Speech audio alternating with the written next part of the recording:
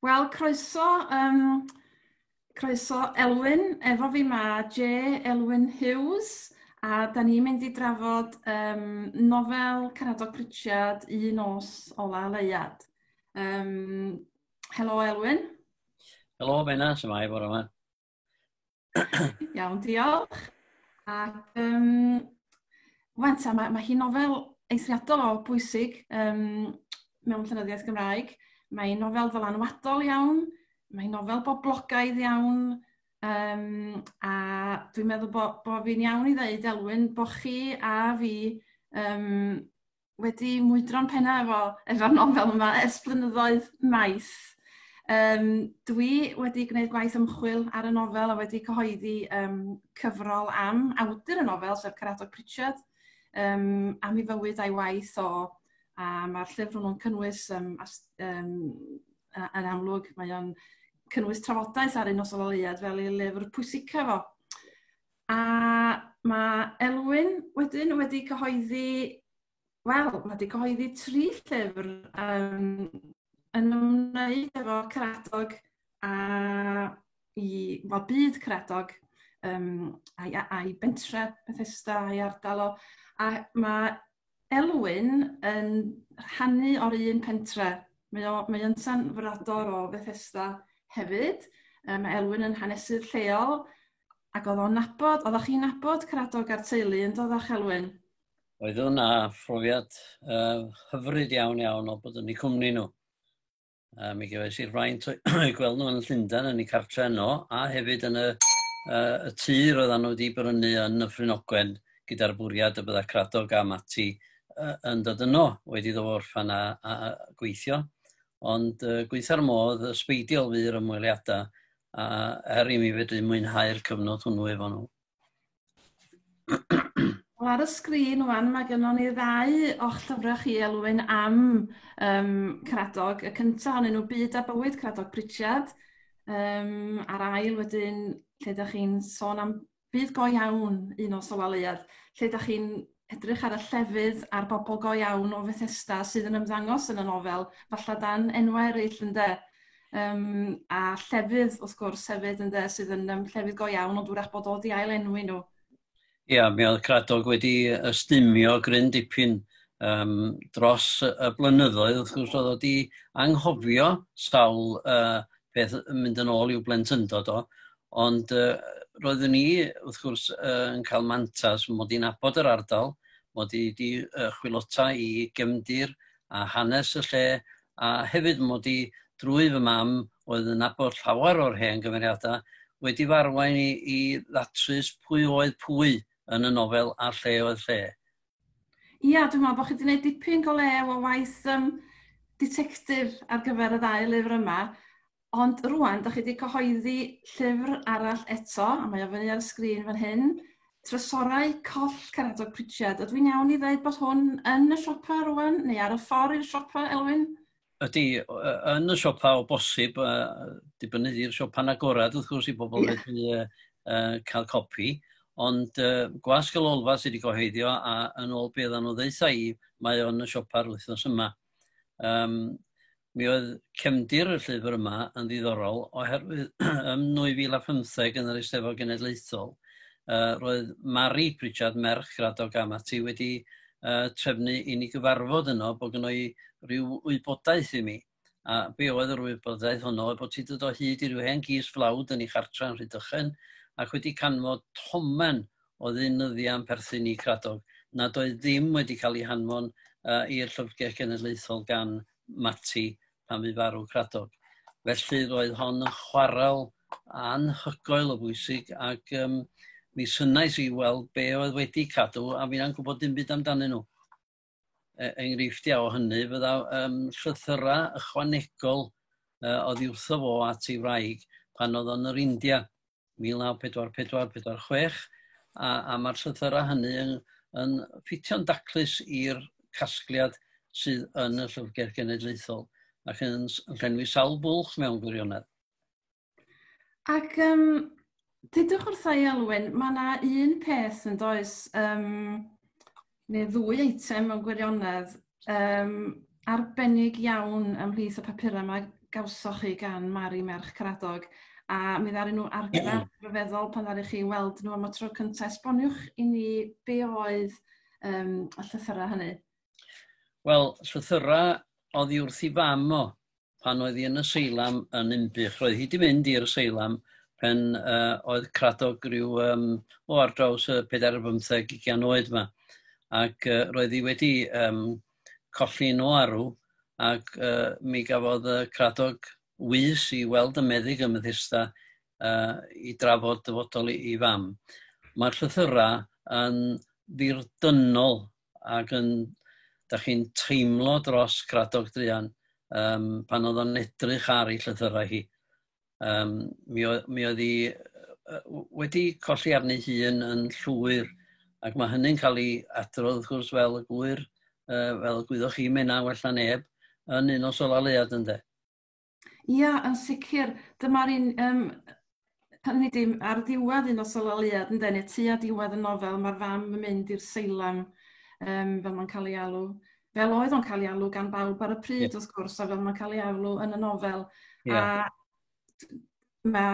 Mae lun, dau lun fan hyn o fam Caradog. Dwi'n meddwl bod yr un ar y llaw chwys yn un cyn iddi tra oedd hi dal y Methesda, swn i'n dweud, yn dydy hwn. Llun o'n i'n weddol ifanc, a wedyn mae lun arall o'n i yn edrych yn hun, a dwi'n cymryd bod hwnna, swn i'n feddwl yn dydy Elwyn, o gyfnod pan oedd hi yn Unbych felly, yn dydy. Ydy. A wedyn, mewn bywyd go iawn, oedd Caradog chydig bach yn hun yn doedd pan ddigwyddodd hyn, hynny di pan ath i fam o i Ddinbych. Yn y nofel mae o rhywle yn ei arddegau yn dydy, a mae o'n wedi gadael ysgol, neu ar fi'n gadael ysgol, mae o'n cyrraedd i ddiwedd i gyfnod yn yr ysgol pan mae i fam o yn cael ei dwyn i ffwrdd oddi wrtho fo, ac wrth gwrs da ni'n cofio'r y golygfeydd dirdynol hynny, falle gawn ni sôn chydig a mwy am hynny nes ymlaen. Ond mi adawodd o'r ysgol Mawrth 1922. Na fo. Ac mae'n debyg mai tua 1924. Mae dyna pryd ysbrydau fam o i'r seilam. Na fo, ac oedd o erbyn hynny, wrth gwrs, yn wahanol i'r nofel, mewn bywyd go iawn, oedd o wedi dechrau gweithio erbyn hynny, oedd o wedi gorfod dechrau gweithio mewn gwirionedd, swn i'n dweud, rheidrwydd ariannol, yn Elwyn? Wel ia, a hefyd roedd yn sylweddoli bod i fam o yn dechrau gorffwyllo, ac o ganlyniad roedd rhaid o gynnal y cartre. Roedd i ddau frawd o wedi gadael, a hitha ar ei phen ei hun, ac mewn cyflwr go ddrwg, dweud y gwir, ac felly mi gafodd o swydd yng Nghaernarfon yn swyddfeydd yr Herald Cymraeg, a oedd o'n dweud bod o'n is-olygydd o ryw brentis golygydd oedd o, dweud y gwir. Ac yn fan honno, wrth gwrs, o'n ennill rhyw geiniog neu ddwy, ond dim digon i gynnal dau gartre fel petai, oherwydd roedd o'n gorfod talu am ei letyn yn Arfon. A gynnal ei gartre ym Methesda. Hollol, dwi'n siŵr bod o'n gyfnod, ar un ystyr oedd o'n gyfnod anturus a chyffroes iddo fo, oherwydd bod o'n dechrau gweithio, dechrau barddoni yn y cyfnod yma hefyd, dechrau gwneud llawer o ffrindiau newydd, a fel o'ch chi'n dweud, wel, yng Nghaernarfon i ddechrau, ac oedd yna lu o gymeriadau yn berwi o gwmpas Gaernarfon ar y pryd, lle wedi cael ei alw yn Fleet Street Gymraeg gan Maldwyn Thomas. Ond wedyn, wrth gwrs, mi smudodd o wedyn yn do i Ddyffryn Conwy a dal i weithio ar yr Herald Cymraeg oedd o'n yno i ddechrau. Ac wrth gwrs, oedd hynny hefyd yn brofiad newydd, yn antur newydd, ond oedd cysgod yn idi salwch y fam drosto fo ond oedd ac gartref y Methesda, doedd pethau ddim yn dda o gwbl. Ac oedd na dipyn o oedd Caradog yn dan straen ariannol, fel oeddech chi'n dweud, yn trio cynnal. Oedd hi'n mynd i ddyled reit aml yn doedd ac yn methu talent, Caradog yn gorfod gwneud. A wedyn hefyd, mae o'n llawn cynlluniau yn dydy i helpu i fam, mae o eisiau helpu hi, eisiau creu cartre iddi. Ond yna, un diwrnod, mae o'n derbyn llythyr, a da chi'n dyfynnu y llythyr yma yn Trysorau Coll, llythyr sy'n chwalu I gynlluniau a'i obeithio nhw yn racs yn eich geiriau chi. Newch chi esbonio llythyr gan bwy oedd hwn a tybed newch chi I ddarllen o I ni? Ym mis Tachwedd 1923, derbyniodd o'r llythyr efo pennawd swyddogol Bangor yn Beaumaris Union ar frig y llythyr, ac yna y manylion ag anlyn oddi wrth Robert J. Ellis, Relieving Officer, Vaccination Officer and Registrar of Births and Deaths o Bethesda, a'r llythyr ei hun mewn llawysgrifan. A dyma fo, fel ysgwennodd y cyfaill yma. Sir, this week it was reported to me that your mother, Mrs. M.J. Pritchard, our cyfeiriad, was behaving in a peculiar manner. Dr. Pritchard, a meddyg y teulu, is now dealing with the case. It may eventually be necessary to remove your mother to Denbigh. Dr. Pritchard wishes to consult with you respecting certain matters. Will you come over this weekend to see the doctor? Yours truly, R.J. Ellis. Wel, mae'n amlwg oedd R.J. Ellis ddim yn malio fawr ddim am ddefnyddio gair fel remove, gair angharedig iawn, swn i'n meddwl, I berswadio Cradog bod rhaid I fynd i'r seilam. A hwn mae'n debyg oedd y llythyr roes fod i'r geiriau mae o'n I dweud yn un o sola leiad am behaving in a peculiar manner. Oherwydd mae hynny'n dod i'r amlwg yn y stori gan yr hogyn bach yn siarad o Ellis a Grace Ifas yn y nofel. Mae hwnna'n ddeialog rhyfeddol, dydy? O, yndi. Rhwng y ddau gymydog yma i'r bachgen bach yn y nofel, a lle ma nhw'n trio esbonio wrtho fo beth sy'n bod ar ei fam o felly, ynddo? Ie, hollol, ie. A wedyn, yn amlwg, mae canlyniad hynny oedd mynd â hi yn fuan iawn wedyn i'r sbyty yn Inbych. Ia, mi oedd byda hi yno, a Cradog yn ffarwelio hi ar wylod, wel ag yn mynd efo I wedyn, ond yn ffarwelio o'r cartra, yn mynd I lawr yr allt yr oedd o wedi I cherdded ti pan oedd hi'n gafel yn ei law o'n hogyn bach yn mynd â fo i'r ysgol. A gynta ar yr achlysur yma yn gafel yn ei braich hi. A mae hynny rhyw ddarlun hynod deimladwy. Yndi wir. Yndi. A wedyn, mae o wedi disgrifio, wrth gwrs, fel da chi'n dweud, mae o'n, a mae wedi disgrifio'r peth eto, mae'n ail fyw y peth yn un o sofaleuad yn dydi, a mae'r daith, chymod, wel, yndi, yn fanno, mae'r daith yn dydi yn Motor Siop Gornel, ynddo? A Dewi Siop Gornel sy'n gyrru'r taxi, ie? Ie. Dyn o'r enw Joe Roberts, Joe Gornel, oherwydd mae'r enw Gornel yr oedd o'n byw, ac yn berchen ar gwmni bysys pyr adnabyddus ymhen blynyddoedd wedyn hefyd, sef y Purple Motors ym Bethesda. Ie, wir. A Dewi oedd y mab, dweud y gwir. Joe Gornel. Ie, Dewi. A wedyn mae'n dweud bod tad Wil Bach Plisman yno hefyd, sef Plisman, wrth reswm o tad Wil Bach Plisman. Yn ôl dull Cradog o enwi pobl yn y nofel, wrth gwrs, y dull trofaes yma a difyr iawn sydd gan fo.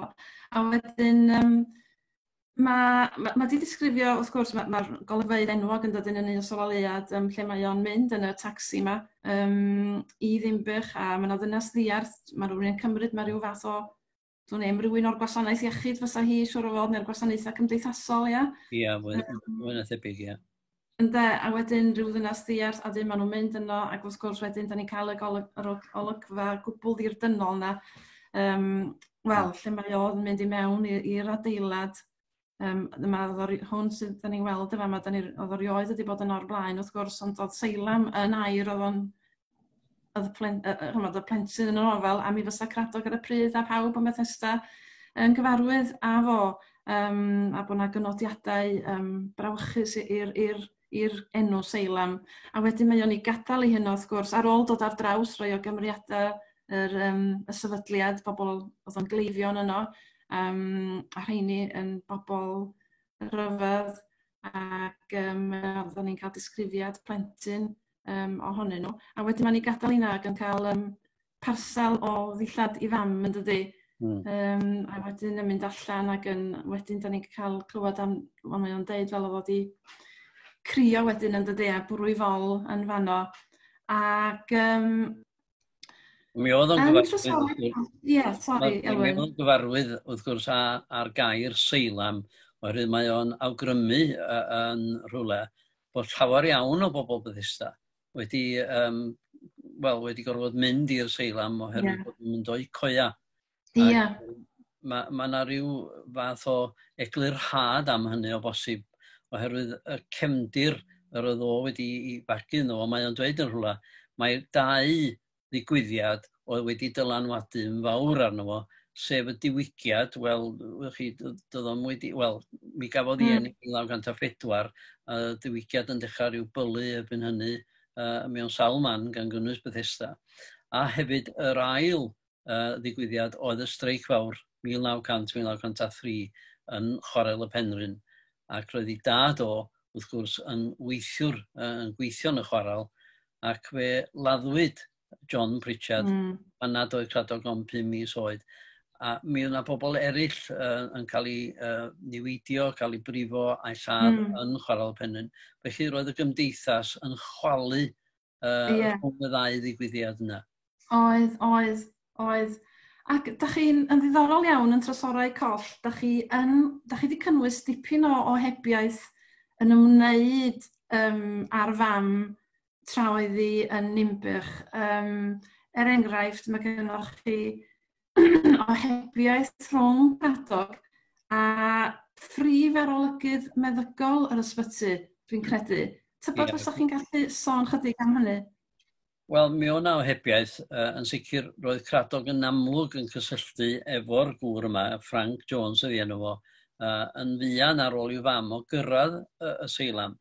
A mi dda Frank Jones yn sgwennu yn Saesneg, your mother's mental condition has not improved during the last month. Rhyw adroddiad bob hyn a hyn. She fully believes that her husband is still alive and says that she has seen him and heard him speak. She does not seem to worry at all. Y math yna o thema oedd o gan y llythyr yma. Ond mae yna un llythyr sydd yn eithriadol o deimladwy. Oedd hi wrth Cradog ei hun, a mi oedd wedi cadw copi, diolch am hynny, oherwydd fel arfer unffordd ydy'r llythyrau. Cradog wedi cadw hwn anfonodd o Gorffennaf y cyntaf 1930 yn apelio ar Frank Jones roi cyfle i'w fam oedd adra on trial. A mae o'n gwneud gosodiadau rhyfeddol. I feel that the intimate relationship of mother and son and the individual care and attention which I and my family will be able and willing to extend to her. Together with the new environment, that would add considerably to her chance of recovery. Ond beth sydd yn rhyfedd ydy bod o'n deud bod ei deulu o'n mynd i helpu. Ond erbyn hynny, roedd y ddau frawd, Hywel a Glyn, wedi hen ddiflannu o'r ardal, cadw dim cysylltiad efo'r cartra, llai fyth efo'r seilam. A doedd y fam yn cofio fawr ddim amdanyn nhw chwaith ynddo. Ond mi oedd y llythyr yn hynod, a dwi wedi cynnwys hwnnw yn y gyfrol yma, ond i wrthod gafodd o, chath i ddim dod adra am nifer o resymau, ond geith y darllenwyr wybod be oedd y rhesymau hynny heb mi o'r fanw. Ia, mae hynna'n hynod o ddiddorol. A be am i ni droi rwan at y llythyrau wnaethon ni grybwyll ynghynt, y ddau lythyr yma gan Margaret Jane Pritchard at i mab. Ac wrach newch chi ddarllen y cyntaf Elwen o'r llythyrau hyn? Ia, i gael gafel o fan hyn. Dyma ni, dydy hi ddim yn atal nodi, wedyn nhw'ch chi faddau mi os lai'n barlu weithiau. Yr wyf yn anfon hyn o linella atat, gan fawr o beithio iddynt eich cyrraedd a'ch cael yn iach, fel ac yr wyf i ar hyn o amser. Gobeithio dy fod wedi cyrraedd adran saff y diwrnod o'r blaen. Mae'n dda gennyf ddweud fy mod yn dal yn fy iechyd ac yn hyderyn fawr y cafodd atoch yn fuan. Rhaid i chi gofio mai dyma y llythyr cyntaf a ysgrifennais pan yma. Gofynodd y nyrsys i mi lawer gwaith i ysgrifennu gartref, ond roedden nhw'n gweled mai ofer fesa hynny, gan nad oedd gennym neb i dderbyn gair oddi wrthyf. Gobeithio caf atebiad i hwn a hynny gan danwyl dad, yr hwn yr wyf heb ei weled pan oedd ti yn fabam 5 mis oed, a mor wir oedd hynny wrth gwrs ynde. Dan yr amgylchiadau dyrys yma, yr wyf yn teimlo'n byr anifyr, ac anfodlon gan nad oes gennyf le i mi fy hun. Byswn yn licio yn narw cael cartra i mi a dy dad a chitha. Mae bod fel hyn yn fy mhoeni. Terfynaf gyda fy nghofio'n gorau atoch, a cofia fi at y dad a dyfrodyr i gyd. Cofia ateb yn ôl gyda troad y post. Hyn oedd wrth anwyl fam, Margaret Jane Pritchard. Wel, mae yna sawl elfen yn y llythyrnas yn ddirdynol ac yn cyrraedd mer chesgyn chi beth chi yn ei ddarllen. Fel digwyddodd i mi pan ddarllenis i'r gyntaf yng nghartre Mary Pritchard yn Rhydychen. Dwi'n siŵr. Mae o'n y peth sydd yn taro rhywun, wrth gwrs, fel oeddech chi'n nodi wan, ydy bod mae'n sôn am ei gŵr fel petai o'n dal yn fyw yn dydy. Weithio, sam dyddiad arnyn nhw de. Na. Sam dyddiad ar un o'r ddau lythyr. Na, goes. Mae'n deud mae dyna'r llythyr cyntaf i ddisgrifennu. Ie. Ond dydyn ni'n mynd deud wrthon ni pa bryd sgwennodd hi. Na. A wedyn, wrach na i ddarllen rhan o'r ail lythyr rwan. A fel ydych chi'n dweud, mae'r atal nodi yn nid i rei diffyg atal nodi, ond mi dri angora. Anwyl Caradog, yr wyf yn pryderu dipyn yn eich cylch a ydych yn eich iechyd a'i nag ydych. Fi aswn yn licio yn arw cael gair gennych i ddweud sut mae pethau ymyned ymlaen gartref. Yr oeddwn yn eich disgwyl i'n gweled yr wythnosau diwethaf, ond welais i neb. Yr wyf wedi blino dipyn yma. Mae arnaf eisiau newid, mae y tywydd yn hyfryd ac yn codi awydd am fyned ar ein holidays. Yr wyf wedi blino dipyn heddiw, toes dim llawer o bleser i sgrifennu. Disgwyliaf di i'n gweled yr wythnos yma. Gwelais Glyn, y brawd Caradog oedd o'n deud, o brodyr Caradog, gwelais Glyn yn yr hol, ond mi roedd o yn rhy independent i siarad efo mi, ac mae yn ymddangos i mi ei fod dan y llywodraeth. Toes gen i ddim llawer o newyddion, ond os ydy pethau am fyned ymlaen fel hyn o hyd, bydd yn ddifrifol dros ben arnom. Cofia ddod i'n gweled byddaf yn eich disgwyl, gyda'n cofio'n gorau atoch fel teulu. Tydi fyw i mi ddweud fod y dad a'r dir yr rhai byw. Hyn oddi wrth eich anwyl fam, Margaret Jane Pritchard. Wedyn mae hwnna hefyd yn ddirdynol iawn yn dydi, ac mae'n dal yn y syniad yma bod ei gŵri yn fyw, ond bod wyw wedi ddeud hynny, ynde. A dwi'n yn gwybod os di hynny falle o bosib, da ni'n gwybod bod o'n awgrymu bod hi wedi bod yn teiri wrach yn efo'r staff yr ysbyty bod o'n dal yn fyw. A peth arall sy'n taro rhywun wrth gwrs ydy bod oedd eisiau newid yn doedd, a mae'n siŵr bod mae bywyd yn ailadroddus ac yn un donog yno. Mae o just, yndi, mae'n gymaint o elfennau yn y fan yna, dweud y gwir. Ond, fel ydych chi'n dweud, os o'r un dyddiad ar y llythyrau.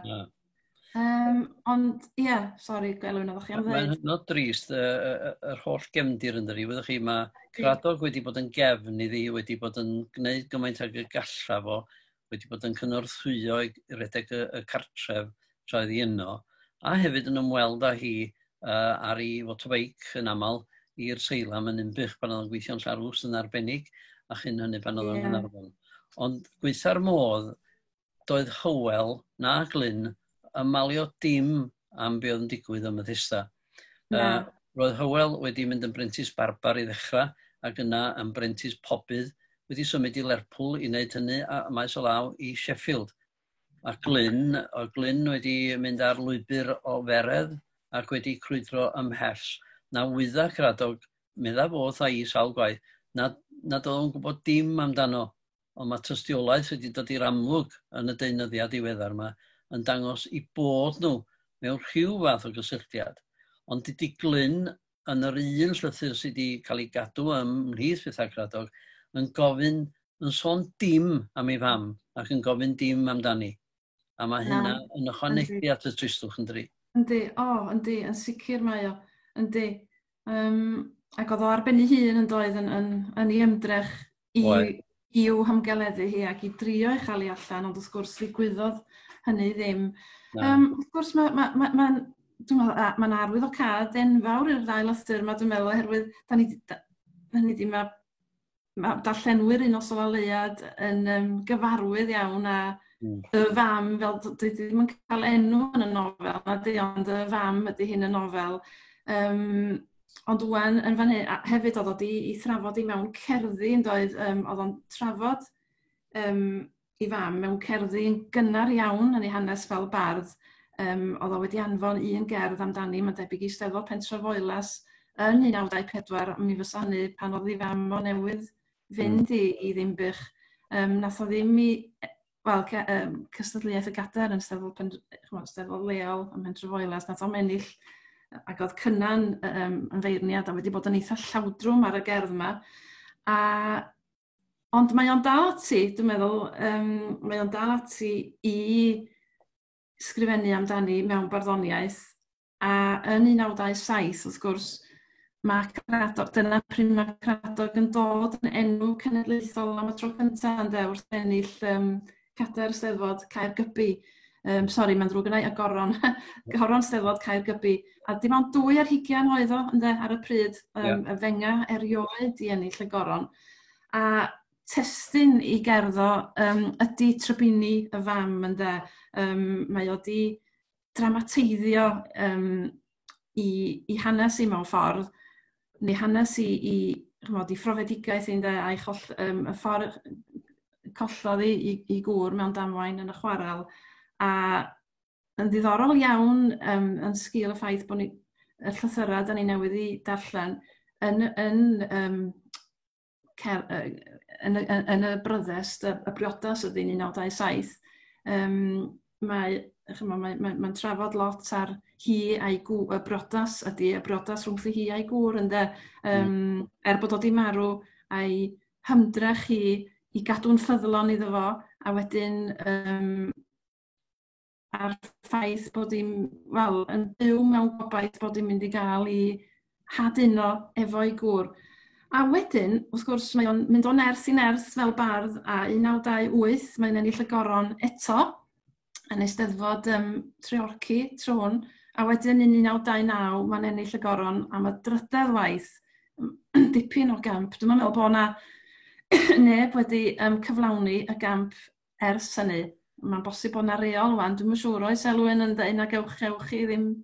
Fe fi rheol, a mae hwnna wedi hadfer ebyn rwan, a gewch chi ennill y gadar a'r goron sawl gwaith. Na fo. Un peth ychwanegu fan hyn ydy bod y llythyrau a'r telegramau gafodd o yn ilon gyfarch o wedi cadw ynglyn â Steddfod Treorci a Steddfod Lerpwl.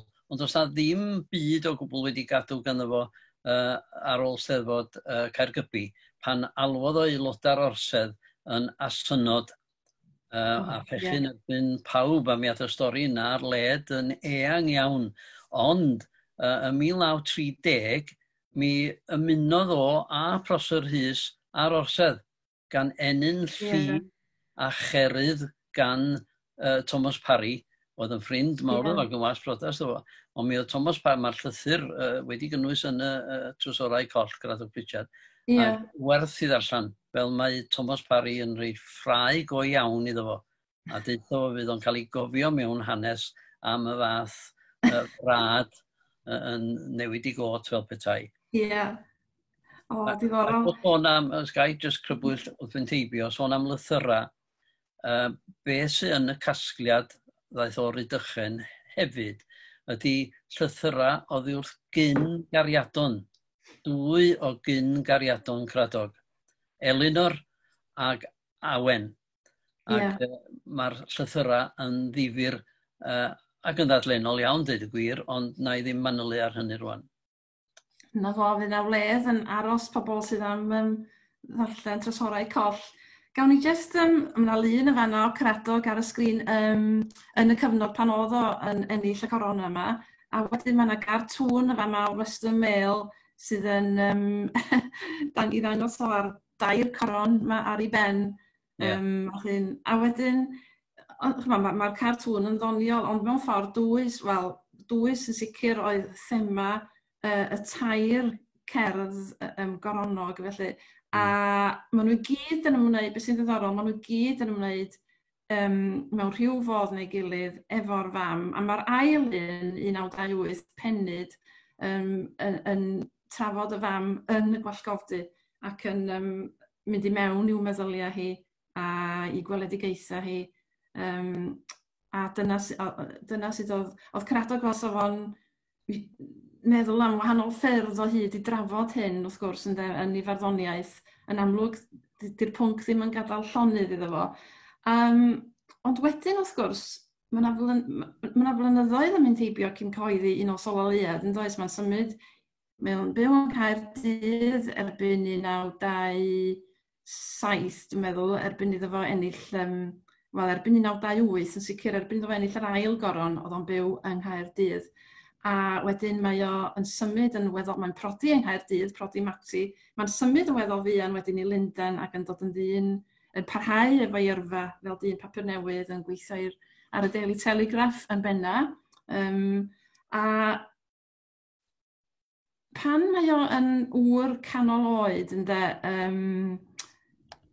dyma ni, fo Caradog wrth i ddesg yn y Daily Telegraph, tua'r cyfnod yma yn dyma i fam yn marw yn Elwyn. Mae y cynta 1954 bydd hi farw. Oedd yn y Brynogwen. Mi ddodd Hywel i'r Angladd a Caradog wrth gwrs, ond welwyd mo Glyn byth wedyn. Ac oedd hi wedi bod yno felly yn doedd am dros 10 mlynedd ar 20. Oedd. A Caradog erioed felly wedi cael gwireddu i ddymuniad i'w chael allan o'r sbyty. Ond beth sy'n ddiddorol ydy, rhyw bythefnos ar ôl i fam Caradog farw, mae o'n sôn mewn llythyr am nofel Un o Sololiad, a hynny mewn llythyr at Kate Roberts, yr awdur, ac oedd yn berchenog Gwasg G ar y pryd. A mae'n sôn amdani fel nofel sydd yn dechrau tyfu, oedd wedi dechrau tyfu, dweud y gwir, chydig cyn marwolaeth y fam, ond mae o fath as fo'n cael rhyw symboliad wan i ailhafel yn y nofel yma. Mae hyn yn 1954, oedd wrth i ddim allan tan 1961, ond yn amlwg iawn yr un nofel ydy hi. A na chi lun o Bethesda fama, a dwi'n meddwl mae Bethesda yn gyfan ar ardal o gwmpas yn y nofel, yn dod yn Elwyn. Ydy, mae'r cyfan, da chi'n weld yn y llun na, yn cael ei gwbwyll dan enwau gwahanol wrth gwrs ynddo. Yndi, yr eglwys da chi'n weld yma a'r chwarel a bob peth. Mae'r ysgol yn cuddio yn y coed, yr ysgol Cymraeg y Byrlyni. Mae'r braich, fel mae'n ei alw o, i weld yn y pellter. Pen braich ydy'r enw lleol. Ac mae'r nant wrth gwrs i weld yn y pellter yng nghefn y llun. Ia, yndi. Mae'r cyfan yn fyw iawn i mi, yn sicr o fod yn abod y llefydd wedi magu jyst o dan pen braich, os wedi'r. A un peth arall, os cael, jyst crybwyll, mae o, o'ch chi'n sôn amdano fo yn mynd yn ddigalon iawn ac allan y blaen. Mae o'n sôn, mae lythyrau fo o'r India hefyd yn cael ei cynnwys yn y llyfr yn Trysorau Coll. A maen nhw yn hynod o ddifyr i'w darllen, difyr a thrist. Ac mae gynno fo ryw genfigen tu hwnt i'r cyffredin am hwn i, y bydda Mati tra oedd hi yn Llundain yn dod o hyd i rywun arall yn ei lefo felly. Na'i'n datgelu gormod am hynny chwaith. Rheswm arall i bobl brynu'r llyfr. Ac jyst y sleid ola rwan, o'n i'n meddwl bod o'n rhyw fath o gyferbyniad diddorol efo'r llun eang o panoramig mewn ffordd o Bethesda. Mae gennych chi jyst llun y stryd Glanrafon ym Bethesda. Ac mae yna 2 du o ddiddordeb yma. Mae'r seithan i dangos nhw Ac ydw'n iawn, Elwyn, mae o'r tŷ ar y llaw dde, dyna'r tŷ yn bennaf sydd yn, wel, oedd o'n gartra iddyn nhw'n doedd fel teulu, a hwnna o bosib ydy'r tŷ maen nhw'n, wel, mae'r ddau dŷ, mae hwnna lle fi nhw'n byw, yn dydy, a dim mae'r tŷ ar Wilod yr Hes, tŷ isa, ia, ac o fanno... Ia, un ar y dde yng nghornel y llun ydy y tŷ ddaethon nhw iddo fo o ganol Bethesda, o dŷ arall yn canol Bethesda. Ac yna, mi symudodd nhw i dŷ arall yn y stryd hir, fel bydda Cradog yn dweud, a mi agorodd i ryw fath o siop fach o fanno dros gyfnod byr. Ond gorfod symud o fanno pan roedd wedi dod yr yn y lôn a symud i'r tŷ isa, lle mae'r saeth ar y chwith. Ac o'r tŷ isa yna, yr Ysbryd a hir Seilam. Ia, felly mae'n ddiddorol, yn y darlun arall, mae'r ehangder a'r darlun cynhwysfawr ofnadwy yma da ni gael o'r ardal yn a'r pentra yn y nofel, ond yn y ddau dŷ yma, mae'r ddrama personol, deuluol. Ac yn ola, dwi wedi dweud, mae hwnna di'r sleid ola, ond dyma'r un ola go iawn. Mae hwnna, dyna chi chydig o gloria y cyfeithiadau o'r nofel i wahanol ieithoedd. Oeddech chi'n ymwybodol bod yna gymaint o hynny, Elwyn? Ond mae yna fwy na hynny, wrth gwrs, mae yna rhain yn nhw fanna.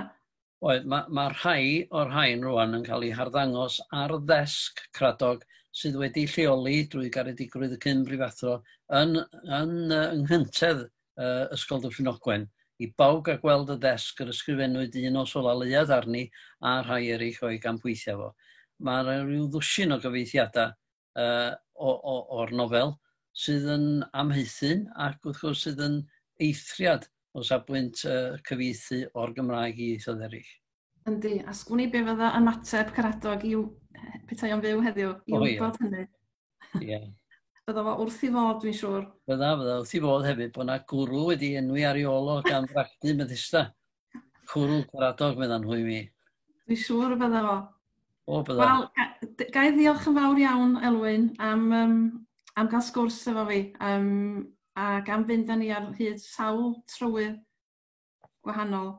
A dwi'n siŵr fydd yna edrych ymlaen at eich llyfr chi pan fydd pobl yn gallu mynd yn ôl i'r siopa a'i brynu o a gweld mae yna drysorau yn sicr yn y llyfr.